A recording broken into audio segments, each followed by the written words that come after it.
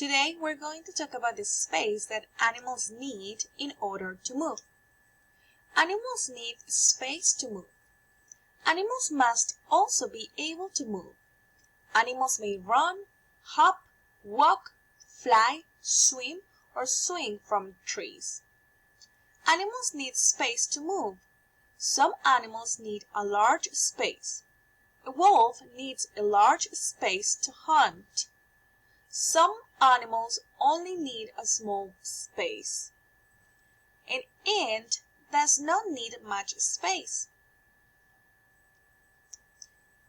Now, I want you to compare and contrast. Think about how are a wolf and an ant alike? And think how they are different.